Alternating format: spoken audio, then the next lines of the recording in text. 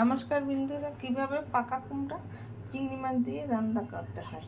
এখানে কুমড়া কেটে আলু কেটে চৌকো করে আর কাঁচামরিচ ভেঙে দিয়েছি। এখানে হলুদ মরিচ লবণ জলে চিংড়ি মাছ দিয়ে এটাকে সতলিয়ে দেব। আগুন ধরিয়ে দিলাম।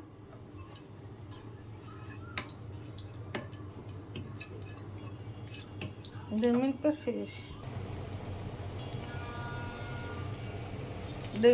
ফিরে এসেছি। চিংড়ি মাছ সতলানো হয়ে গেছে।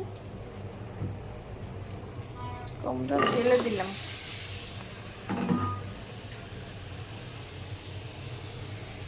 পরিমাণ মতো জল দিয়ে দিলাম।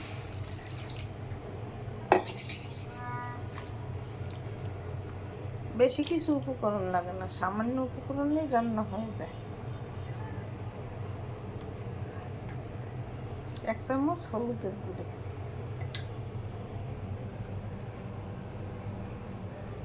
1 চামচ লবণ, ঢাকনা দিয়ে ঢেকে দিলাম। 2 মিনিট পর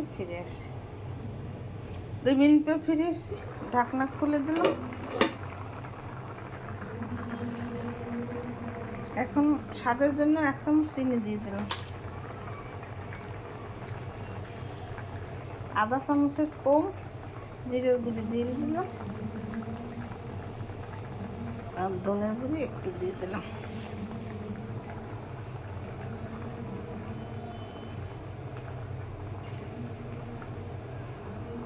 ঢাকনা দিয়ে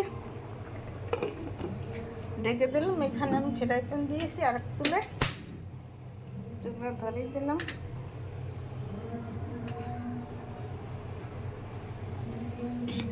চুলায় তেল দিয়ে দিলাম 1 টেবিল চামচ। এখন সরিষা ফোড়ন দেব। 2 মিনিট পর ফিরে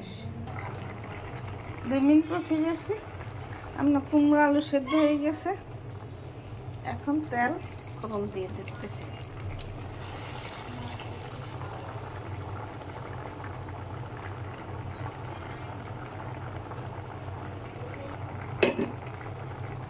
দেখুন কুমড়ো দেখতে কত সুন্দর লাগছে।